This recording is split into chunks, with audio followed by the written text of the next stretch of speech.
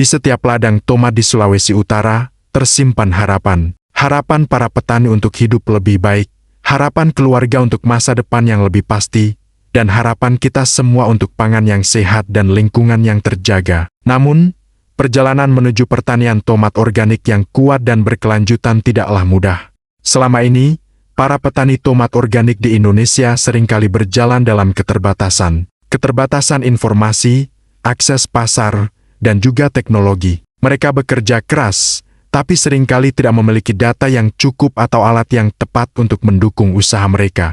Harga yang tidak stabil, cuaca yang semakin sulit diprediksi, dan standar organik yang semakin menuntut menjadi tantangan sehari-hari. Di tengah semua itu, banyak petani kecil berjuang sendirian. Sulawesi Utara, dengan potensi tanahnya yang luar biasa, menjadi saksi bagaimana harapan dan tantangan itu bertemu setiap hari. Penelitian ini lahir dari sebuah keyakinan bahwa teknologi tidak hanya untuk perusahaan besar, bahwa data bukan hanya milik industri raksasa, bahwa petani kecil pun berhak atas masa depan yang cerdas, adil, dan berkelanjutan. Kami mencoba membangun sebuah model baru, yaitu pertanian tomat organik yang menggabungkan 3 hal penting: pertanian presisi atau precision agriculture, kolaborasi antar semua pihak, dan kecerdasan bisnis atau business intelligence. Model ini dirancang untuk memberi ruang bagi inovasi tanpa meninggalkan kearifan lokal dan kerja keras para petani.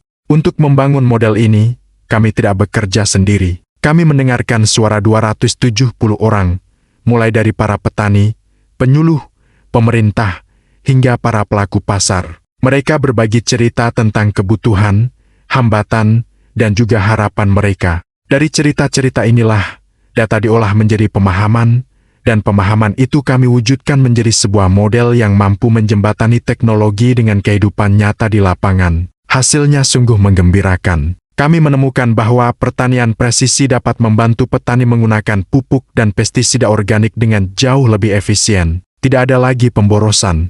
Lalu, kolaborasi terbukti mampu memperkuat hubungan, komunikasi, dan kepercayaan di antara semua orang yang terlibat dalam rantai pasok tomat. Dan yang paling penting, business intelligence, meski terdengar rumit, ternyata adalah alat yang sangat kuat untuk menerjemahkan data mentah menjadi keputusan yang cerdas dan tepat waktu.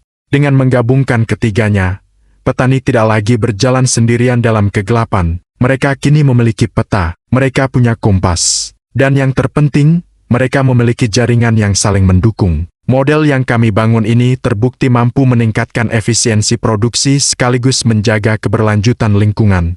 Ini adalah langkah penting menuju pertanian organik yang lebih manusiawi, lebih cerdas, dan lebih hijau untuk Indonesia. Kita harus ingat, pertanian bukan hanya soal menanam dan memanen. Pertanian adalah tentang merawat bumi, memperjuangkan kesejahteraan keluarga, dan menjaga kehidupan untuk generasi yang akan datang. Integrasi business intelligence bukan sekadar tentang teknologi canggih. Ini adalah alat yang membantu petani membuat keputusan yang lebih baik, bekerja lebih efisien, dan mengolah tanah dengan lebih bijaksana. Tentu, agar semua ini benar-benar terwujud, ada beberapa hal yang kita butuhkan. Pertama, infrastruktur informasi yang mudah diakses oleh petani. Kedua, pelatihan yang benar-benar memberdayakan, bukan malah membebani. Dan ketiga, kolaborasi yang tulus, yang menghubungkan manusia, bukan hanya sistem. Dengan langkah-langkah kecil yang tepat, Sulawesi Utara bisa menjadi contoh bagi seluruh Indonesia. Contoh bagaimana teknologi, kerjasama, dan kepedulian dapat membangun sebuah sistem pertanian organik yang tangguh dan berkelanjutan. Untuk para petani di seluruh Indonesia, penelitian ini adalah persembahan dari kami. Dan untuk masa depan pertanian Indonesia yang lebih baik, ini adalah harapan kita bersama. Terima kasih sudah menonton. Jangan lupa untuk like, komen, dan subscribe agar kita bisa terus berbagi cerita-cerita inspiratif lainnya. Sampai jumpa.